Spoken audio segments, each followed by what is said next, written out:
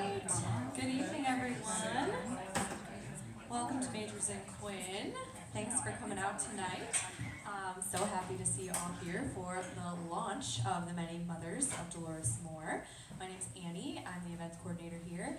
And tonight we're going to celebrate this new book that just came out today with the author. You're going to hear a little bit from the book. We're going to talk about it. You'll have some time to ask some questions of Anika, and then you'll have an opportunity to get the book signed.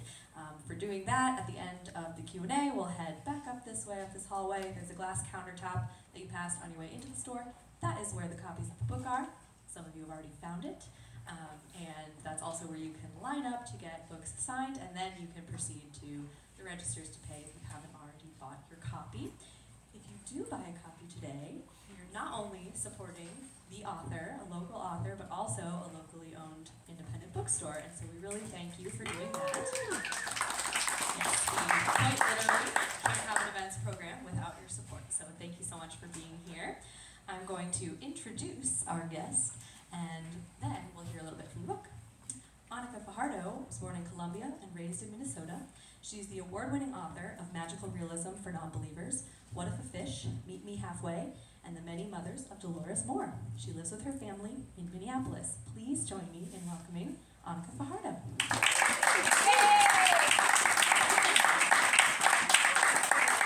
Nice to see filled seats and not empty ones.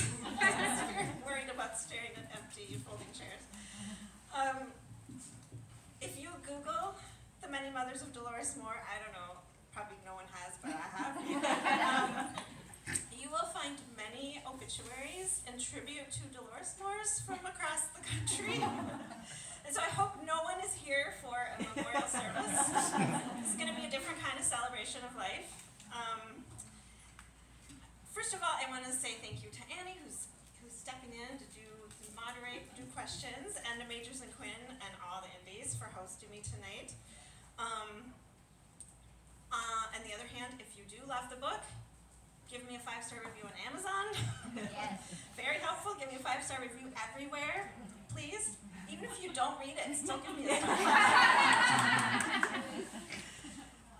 I want to thank all of my friends and writing folks who are here tonight cheering me on and who have been here cheering me on. You have to buy the book and then turn to the back to the acknowledgments so you can find yourself in there. I want to particularly thank my Turtle Writing Group, Carlin and Sarah and Carolyn, for supporting me and supporting this whole crazy thing that we've been going through. Thanks also to my husband, Dave, who is taking pictures in the back and who will be very embarrassed to be shouted out. So there are a couple people missing tonight. This book is dedicated in the memory of my grandmother, Sally, and to all the mothers and madres and grandmothers and abuelas. And for me, the young lady who made me a mother is not here tonight because she's off living her best life as a freshman at NYU. She did give me advice about my hairstyle and my outfit. Because that's what you get with an almost 19-year-old. Next, my own mother is not here because she is gallivanting in Italy. I just got a text from her today and I thought, oh, she's wishing me happy book birthday. But no, it's a picture of her and her friends on this cute Italian street, and she said something like, ladies of leisure. Don't feel bad for her. I also want to call out my mother-in-law, Linda, who's Dave's dad's second wife, and she's not here tonight. She did get to get a copy of the book. She's in the late stages of ALS, and she'd be here cheering me on if she could be here. And the same goes for Dave's mom, who we lost years ago, but whose voice we still hear. Mothers and mother figures are powerful, and that's where the idea of this novel came from, born out of the memory of my own grandmother's voice in my ear, less guiding and more kind of chatter.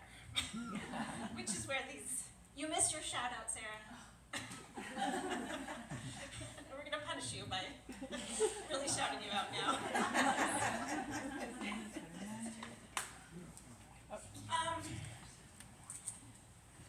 So I'm going to read a couple little sections. I was going to skip the prologue, but actually I will start skip around just a little bit. Prologue of the Many Mothers of Dolores Moore. When I was 14 or 15, I asked my mothers, "Do you ever hear ghosts?" "Ghosts," repeated Jane. "Hear them?" asked Elizabeth. My mothers were in the midst of their annual winter holiday decorating blitz, which involved equal measures of Midwestern traditions like the Norway pine and Spritz cookies, and also kente cloth and a menorah. Jane had gone to an art fair and bought a Guatemalan nativity scene, which, despite being from the wrong country, was supposed to function as a connection to my roots. They knew their quasi-hippie holiday practice was both culturally appropriative and embarrassingly stereotypical for two middle-aged lesbians, but they had wanted to expose their daughter to as many rituals as possible. Right, people who are gone? Do they ever talk to you? I don't think so. Elizabeth lit a candle in the menorah, and the smoke danced into the highest corners of the 12-foot Victorian ceilings. Like who? Jane was rearranging the nativity scene on the mantel. I don't know. I ran my fingers over the wooden ornaments. Mary, Joseph, whose staff was broken, a cow, manger, and a donkey. Just people who aren't around anymore. Dory, honey, do we need to take you to see Scotty? Elizabeth had asked.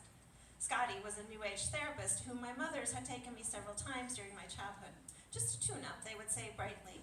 And I would sit on his scratchy sofa and insist that I didn't mind having two moms, that I wasn't scarred from my unusual origins, and that I would tell someone if I felt like hurting myself. Never mind. The wooden ass clattered to the floor. Elizabeth extinguished the match in a vintage bubble glass ashtray and bent to retrieve the figurine. I was just wondering.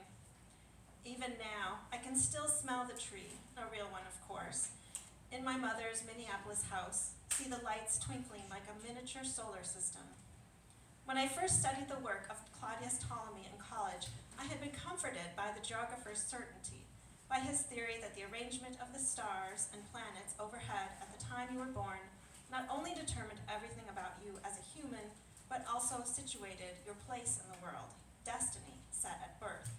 But I was born far from here. The first part is Minneapolis, and there's a long description of the geography of Minneapolis, and I'm going to skip over. I'm just going to read a tiny section of chapter 1. I extracted the silk blend black sweater and charcoal skirt from the staticky plastic of the dry cleaning bag, where they had been since my last loss. Growing up with an abundance of older and elderly relatives, at 35 I had been to every kind of memorial service. The moment I laid my funeral outfit on the back of Mama's green floral sofa, Bojangles leaped up, followed by Django, shedding their long orange hairs all over the v-neck. Cats are for barns, not homes, came the unseen voices tutting in their typical unasked-for way. I ignored them and scratched Bojangles' ears until he purred. Puffs of fur floated in a beam of morning light and settled on Mama's sofa. Mama and Mommy, the names I called them until my first family tree assignment in elementary school. That's when I decided those weren't quite the right terms and switched to their first names. Dory's always liked precision, commented a voice in the empty house. Django kneaded his large paws on the skirt, and more fluffs of hair drifted down onto the sofa. The green had faded over time, turning more mint than Kelly, and the pink cabbage roses had yellowed slightly. But no matter how much Mommy and I would tease, Mama never got around to reupholstering the worn fabric. And now it was mine, all mine. The sofa, the two orange tabbies, even the Victorian itself, which Jane had bought when interest rates were high but home prices in Minneapolis were low. It all belonged to me now, and I had no idea what I would do with any of it. The old house, the worn furniture, the cranky cats, my new life. A hiccup started in my chest, and I pounded it and coughed, willing the choked feeling, whatever it was, to go away. I chewed on a pink tablet of Pepto-Bismol, not sure if it would help, but the chalky taste distracted me enough to pull on the pencil skirt and slip on the black pumps to get on with it already. Get on with it already. That's what Jane always said. Or had that been Elizabeth's quip? Did it matter? They were both gone. And now I was the last of the Moores, alone, single, and I was an orphan again. And then the chapters are mostly from Dory's point of view, and then there are sprinkled throughout a flashback to 1989 in Cali, Colombia, and I'm going to read the first one and then I'll stop. From the moment Margaret Moore stepped foot on Colombian soil, she felt an overwhelming sense of certainty, as if the planets had ordained it. She knew that she would stay, that this would become home. After a year of travel from Japan to Thailand to Italy, she hadn't expected to ever be cured of her wanderlust.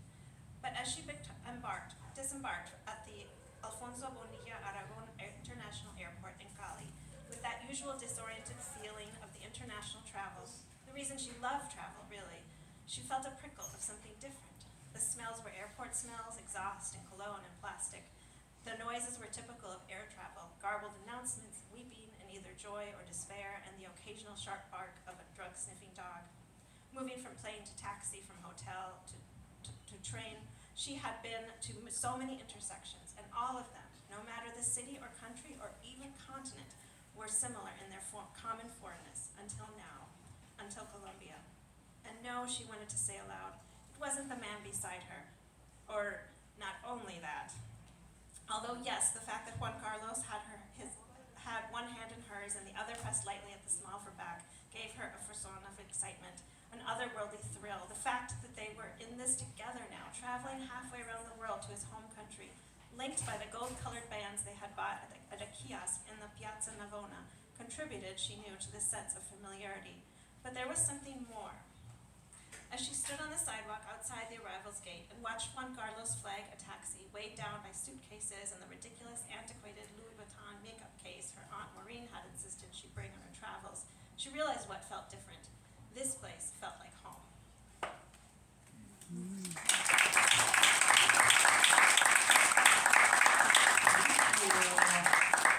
All right, so obviously this book just went on sale today, so I don't know how many people in this room have had a chance to start. Yeah, myself included, but not that many. And I hope you all got a sense of the book from these wonderful passages Anika just read. But was there anything else you wanted to mention about, by way of description of the book, without giving too much away, of course? Well, I wrote a little summary. I'm just going to read that. It is about 35-year-old Dory that you just met, who is alone, single, and motherless, when a deathbed promise propels her on the trip of a lifetime to her birthplace in Cali, Colombia, from her home in Minneapolis, where she's inherited, as you saw, an old Victorian and her mother's orange tabbies.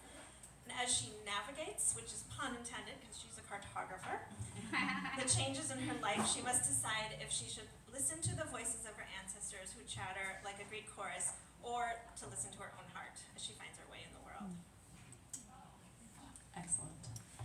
This is your debut adult novel, but many of y'all here might be familiar with your work as a memoirist, which is how I first became aware of your work. We had an event here at the store for that. Or as a writer of middle grade fiction. So what was your path to becoming an author in general, and then how did we get to novelist? Thank you. Yes, great events here before, pre-pandemic. Yeah. Well, my goal when I started writing was to write a adult novel, nice and fat and thick. Actually, I never thought I'd write a book this heavy. I always wanted to write novels for adults, write the kind of books that I actually read. In fact, when I first started writing, I was such a new writer that I was telling true stories thinking I was making things up. And that's how I ended up writing a memoir. I had a mentor at the Laugh Literary Center who said, actually, you are writing memoir because these are true. So I started working on the memoir, which took 9 years from the beginning writing of it to published book, and somewhere in there, in between all the rejections, I was told that I was good at writing from a children's voice, and so I thought, oh, okay, I'll just do that then. And I started telling the first story, the story that became What If a Fish, my first middle grade novel, and my daughter was middle grade at the time, and so I was reading tons and tons of middle grade novels, and loved the voice of them, and so I kept doing it until I realized I really wanted to go back to where my heart was and write the kind of book that I was, this is a book that I wish I could find on the shelves myself, and that I want to be a reader of.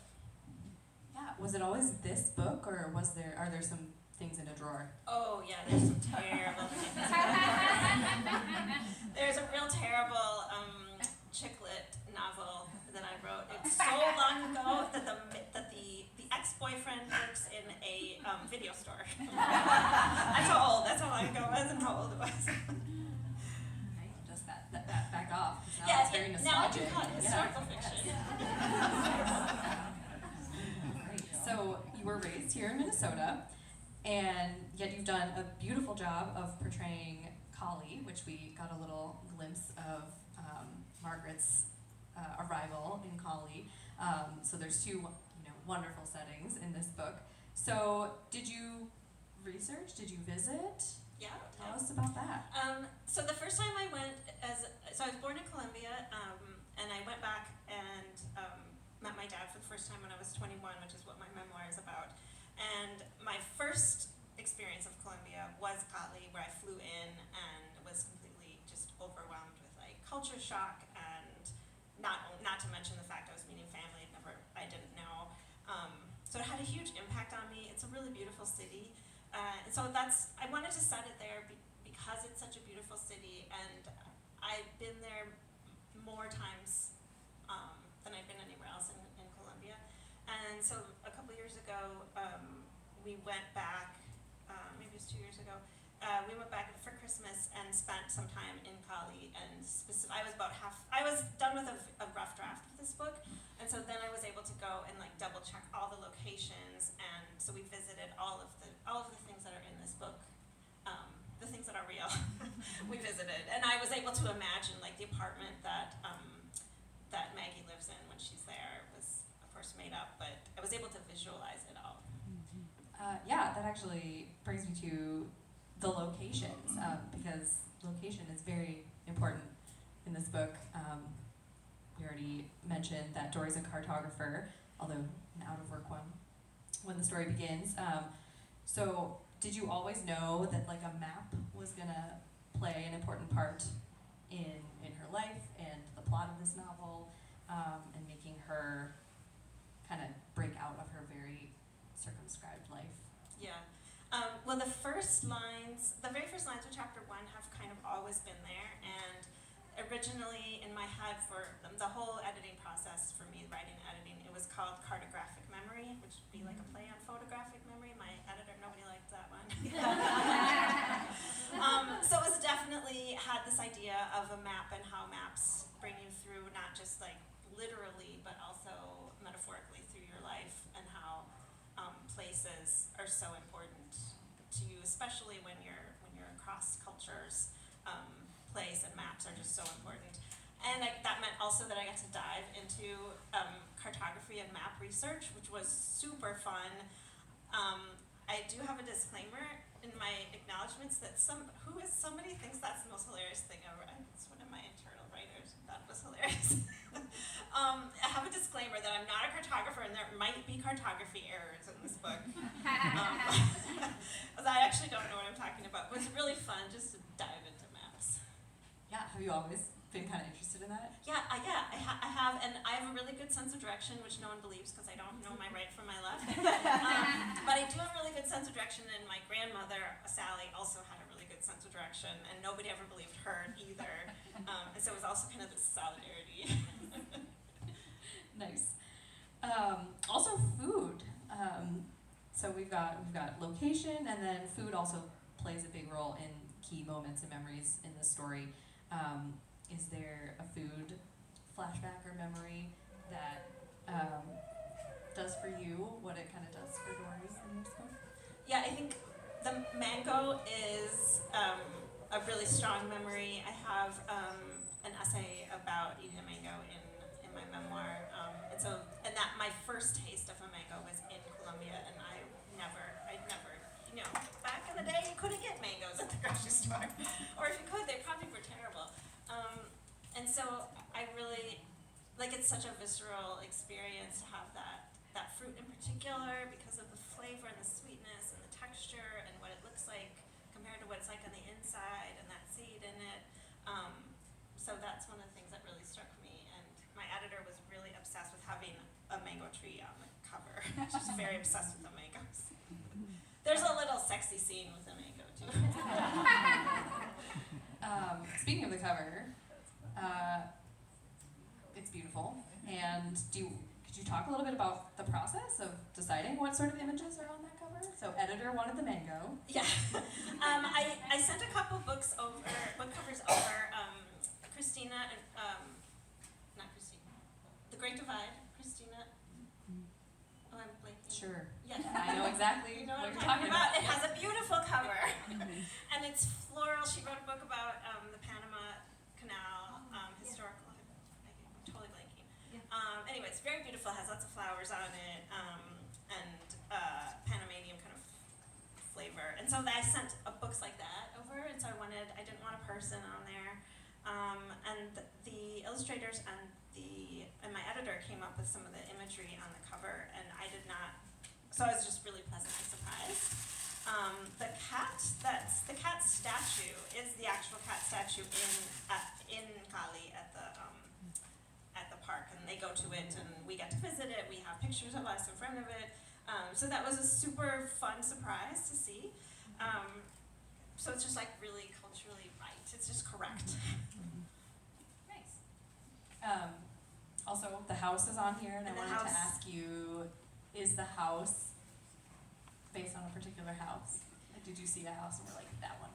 No, although I was kind of picturing, so the Victorian, when my husband and I were first buying a house a long, long time ago, we looked at a lot of houses in like East Harriet and Kingfield, and we looked at a couple Victorians, and I always kind of thought, like, imagine living in a house with like the ceilings that high, and some of these special ornate things that are in a Victorian, but they're still like small houses, like they're not mansions in any way. I'm just really fascinated by that kind of idea and how you have something that's like looks like really fancy, but it's just really like everyday people living in these houses. Nice. All right, let's get to sort of like the main conceit of the book, which is the voices. Can you tell us a little bit more about Dory's voices? Dory's little Greek chorus, as it is described on the cover. I would like to know how that concept came to you, and then also in the novel, do you think that they have been more of a help or a hindrance to Dory in her life? Yeah, it's been interesting to see a couple of reader reviews ahead of time. Some people love the voices, and some people do not love the voices. And I feel like adding a caveat in that the voices are not wise. They do not guide her. This is not House of the Spirits. This is not voices like that. These are the irritating female voices that women hear. And I think, like we all probably have that idea, sit up straight. Did you you need some fresh lipstick? Like just kind of the things that it's really society telling women how to behave and how to live your life and making judgments on it. And I dedicated this book to my grandmother Sally, but she had a lot of opinions, and she was fine with telling them. And so I definitely always was hearing. Since she died in 2016, and she had a huge impact on my life, and her death had a big impact. And just to kind of have that sadness that she was gone, but also the irritation of still knowing what she would say for things. And so I think Dory in the book is just really so just inundated by all these voices that she can't seem to figure out who she is and what she thinks for herself. And so that's kind of her struggle, and that's kind of what I wanted to put her through. Not that the afterlife was providing anything for her, but it was actually something for her to get out from under. Yeah, they're literally in the back of her mind, always. Do you have a favorite among the personalities I saw you that created? question, and I Yes. was like, oh, that's a really hard question. Well, I really love Great Aunt Maureen, I didn't even realize, I don't know if I'd met you then. Because she's like the rich old aunt, and Dave actually she's kind of fashioned after Dave's rich old aunt Gertrude that we talk about still a lot. And kind of just that, the person in your family that's lived a different life from everyone else in the family. Yeah. Yes. So this book is quite a bit about family and mothers and daughters. However, there's also a very important type of love story in the book, which is that of Dory and her friend Bex. So you want to tell us a little bit about Bex and that friendship? Yeah, Bex is her best friend from childhood. So it's that person that knew you forever, that first person who doesn't judge anything about your family, who doesn't think it's weird that you have two moms, that doesn't think it's weird that you were adopted by your aunt, that just accepts everything because they've always known you. And that kind of friendship is so special, and they're always like in romantic comedies, there's always a best friend.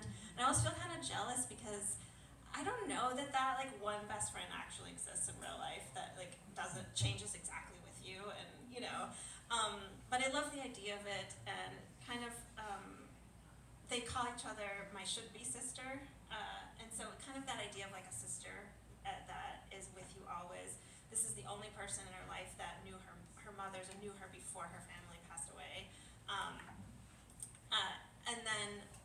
and then she's very accepting and loving of this friend, and this friend has moved away when the book starts, and so she doesn't have her physically there with her, but she has that kind of solid foundation of that friendship.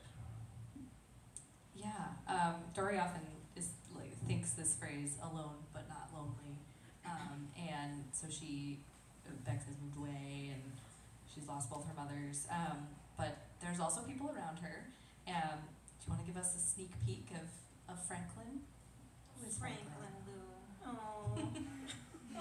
Exactly. He's the love interest in this story. I don't think it'd spoil anything because he's like the only man that shows up, You know what kind of book you're reading. Franklin is her freshman year boyfriend. So that first love you have, very young, you've never been in love before. It's just this like amazing experience that isn't necessarily meant to last. It's like this one like magical thing. And Franklin comes back into her life and at just the moment that she needs a friend. And I love books with where the romance is not the point of the book, but where you're like rooting for the character the whole time. It's not the point, but it's there, and you get to see this relationship develop, and hopefully they have a happy ending. All right. I have a couple more, and then maybe we'll open it up to you all. So Dory is such a lovely character, and we learned that she's very quiet, and she's also very exacting. She's very precise. She's a cartographer, and she's always listening, literally, because she always has voices in her head talking to her, but also just to the people around her. Were you or are you? Do you think of yourself in that way at all? I just have to clarify though that the voices are not in her head. She's not crazy. No, she's not crazy. Sorry, She just can hear them. She can just hear them. They are somewhere where she can hear them. Yes. Yes, I definitely fashioned that side. There's some scenes of her as a child with all these adults around her. Her mothers plus their academics, and they always have tons of people over, and people discussing super important philosophical questions. And then she's got all these family members that have been around in her childhood, and so she's always the one child in the midst of all these adult conversations and adult noise. And that's really like a reflection of the way that I grew up in many ways, of being the person who, I think as an only child, that is, but that kind of what happens with only children is they end up being the only child in the room. They end up doing a lot of listening, maybe trying to understand things that they're not quite ready to understand, or understanding it in their own way, kind of interpreting it the way that best that they can. And I think Dory is definitely, that's why she's drawn to cartography, is to try to find the answers to things and try to find things that are really clear. That she's exacting is exactly a good word for her, because she wants to have the answers, and that's part of the listening and the seeking. Yes. I'm curious. What is the biggest difference between the book that's in your hands right now and the original germ of it, or the first draft, or whatever? What do you think changed the most about it, if anything? Well, it was like a third of this size, first of all. My editor really saw what I was trying to do with her journey, with Dory's journey on this, as she goes through, and was really able to like pull out the details of all of the pieces, the backstory of of Maggie Moore and her time in Cali in 1989 was also, it was there but very lightly. And so my editor really had me really explore that more, to really show this like magical time in Colombia, and to me, for me also, it gave me an opportunity to really make Cali shine, and to, there's a little bit of some of the reality that was happening in 1989, but it's mostly like everything is beautiful, like the cover, and so mostly things just got bigger and just got more. Nice, yeah. Okay, I think I'm gonna ask 2 more things, and we'll open it up. I think we do have a couple other writers in the room. Just a couple. So maybe it's always interesting to me. I hope this is interesting to them too. But do you have like a writing routine? Like, what's your day? I was just at a writing conference in New York this weekend. I was on a panel and we were asked that, and one person said she writes 500 words every single day, well, 6 days a week. And the other person said he was an illustrator and author, and he said he works every single day, if it's 10 minutes or 10 hours. And I was like, yeah, I write sometimes, and sometimes I don't write. I do my best work when I go on a retreat, and where that's what I'm there for, and that is all I do the whole time. And then once I kind of get started, then I'll work most days. But I don't really have a routine. I have discovered that my best time of day, oddly, is about 4 to 6 in the afternoon. And that was a time that has not been available to me until this year when my daughter went off to college. So I'm newly discovering kind of what my writing routine is, but it has more to do with being inspired. Yeah, I think I obviously am at a lot of these events, so I'm just like collecting answers, because there's been every answer under the sun imaginable, which is actually, I think, a really interesting thing to keep in mind. There is no one right routine. There is no right way, no. All right, so there's a lot of wrong ways, though. Yeah. the cleaning your entire house. That's the wrong way. Yes, that's a very bad way to get a book done. All right, so yeah, finally for me, like, you said you were reading a lot of middle grade when you ended up writing your middle grade work. Who are some of your favorite authors that do things similar to what you've done with many others? Are there any particular books that have inspired this or influenced this, or that you read and particularly it pinged something, Yeah, I reread House of the Spirits. I was saying that this isn't House of the Spirits, but I reread House of the Spirits with a book club, a book group, right? Yeah, so it was the book group that, it wasn't the book I meant to have everyone read.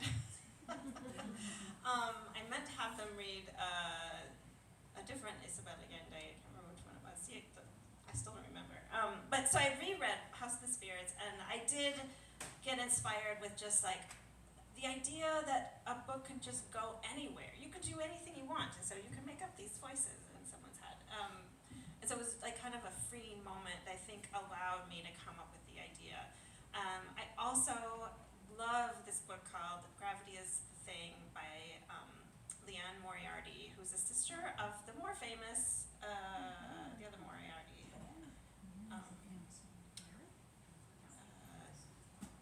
Oh, she's Leanne. Yeah, no. Gravity is the Thing is Jacqueline Moriarty. There's 3 sisters that are writers in that family. So Jacqueline Moriarty has primarily written middle grade and younger, and she actually wrote a YA and YA, and she wrote a YA about a girl finding out that she had a half-brother that I read at the same time that I found out I had a half-brother, and I actually wrote her a letter. This was in like 2000, and I wrote her a letter, and she wrote me back again. It was so sweet. And then she has this one adult novel, Gravity is the Thing, and it is the most bizarre novel because it's about a group of people that are being taught how to fly, like literally like fly, like not in an airplane, but like people can fly. And it's so great the way and then it has a nice love story, and it's got family, and it's got a lot of pieces going on. And so I use that book a lot to kind of think about like how can you have something kind of fantastical and put it in as like this is just what's happening, and everyone in the book kind of accepts that, yeah, it's weird, but we're just doing this. But also has a very sweet kind of backstory to it, and relationship kind of personal growth kind of story. Yeah, thanks. Awesome. Well, I'm going to open it up to the group. We have time for a few questions before we move on to signing. I see one right here. And I'll repeat it so people can hear. Yeah, listening to what you said, and one thought I had is that you were brought up a certain way with certain concepts, certain ideas, but then as you became more mature, you began to think different places.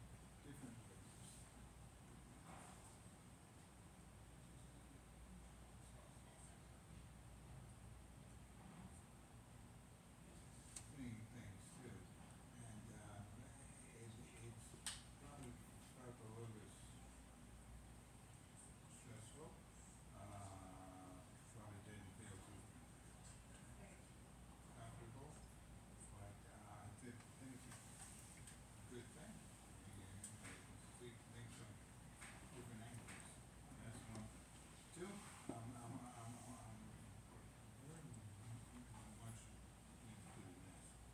this. This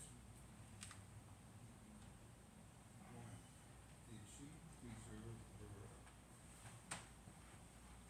original Hispanic culture from Colombia, or did she change that, or it seems to me she's trying to hold on to the original culture like that. She's having some problems with that.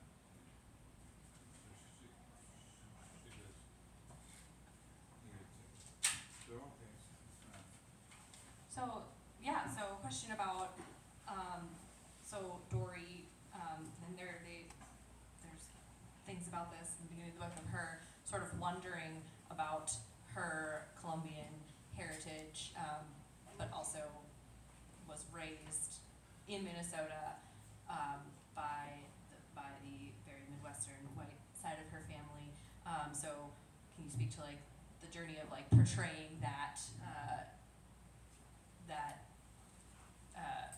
curiosity in the character, and maybe what she's looking for and holding on to? Yeah, I don't want to give too much away because it's part of the journey of Dory as she goes through the book. And the summary that I read earlier, she goes to Colombia because she's made a deathbed promise. It's not because she has been dying to go her whole life. This has not been something that she studies maps, but she doesn't go anywhere. So she's kind of forced into this self-discovery by her circumstances that start off the book. Mm-hmm.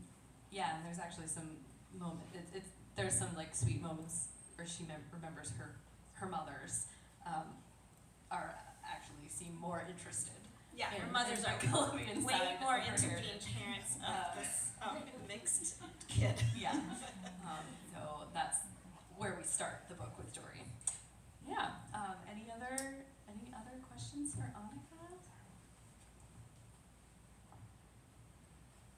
We've been talking a lot about like sort of foundational, influential young adult books, and you obviously have a background in that. So like, what? Not necessarily like what got you into writing and like reading, but what were some books from like sort of elementary, middle school that you think back as like, oh, that was like super foundational for you? Yeah, I mean, it feels kind of lame to say, but I was only only child girl in a certain time period where I was, handed Little Women, Anne of Green Gables. I remember my 7th grade, I think it was a social studies teacher who said, girls who look like you love Gone with the Wind. And I really liked this teacher, and so I immediately read Gone with the Wind, and I liked it. I don't know if I really liked it, but I was told that I liked it. And I also felt really proud for reading a book that big. But I've always just been fascinated by, Gone with the Wind isn't the greatest book ever, but it is like a weaving history, much like I discovered Gabriel Garcia Marquez when I was in later high school and early college, to find these stories that didn't look like my life, but for somehow like I connected with them. And in later high school, college was when I was kind of discovering, like Dory does, discovering my my Colombian side and kind of figuring out who I was separate from my family. And so those kinds of things had such a big impact on me. Yes. I just have a question. I've been thinking about books that have this weaving in of delight that bring just joy to the story. And you have these cats that repeat in there. Do you want to talk about the cats at all? Especially since you're taking care of your mom's cats. Yes, I'm cat sitting right now for my mom's 2 humongous cats. These are like the biggest cats you've ever seen in your life. I'm not really sure how the cats became an integral part of this story. I have a really fascinating cat that is my only coworker. I work from home. I spend a lot of time with him. I did start a middle grade novel that sadly was not sold, but it has a cat, a really grumpy cat, and a guinea pig, and so I definitely had cats on the mind, like cat characters on the mind when I started this. And the cats that she inherits, I think it's an interesting thing to think about. Like, I don't know if anyone has inherited pets from a deceased relative, but it's sort of an odd thing. Like, all of a sudden, it's like, you have this creature that you're responsible for because you loved their owner. Now you have to love them too, maybe. I know it seems kind of complicated to me. These cats are a lot of trouble, and they're not. She's kind of thrown into this household, and so anyway, I love cats too. I think they make great characters in a book, and they were they kind of accidentally turned into the perfect foil for some of the things that happened later in the story. Yes. Wild little guys. And also that their names are Django and Bojangles. I feel really clever about those names. Very good. Orange cat names. All right, any other? Oh yeah, we'll do over the set. What's next? I am working on another adult novel that I'm super excited about, and it has a dog in it, actually. So, who knows? And I saw a hand over on that side. I was wondering when you were writing it, like what surprised you about the book that when you were writing it, like any surprises for you? You can Yeah. go with it any which way. Well, I guess even like what I was just saying about the cats playing this integral Yeah. part of the plot was super surprising. Like all of a sudden, the cats just became, it was the kind of thing where they were playing this role later, and I had to go back then to the beginning and like fit everything back in so that plot point would work. And so that was the kind of thing that was really surprising. I was also really surprised by how much my editor liked Franklin, the love interest. It was very gratifying.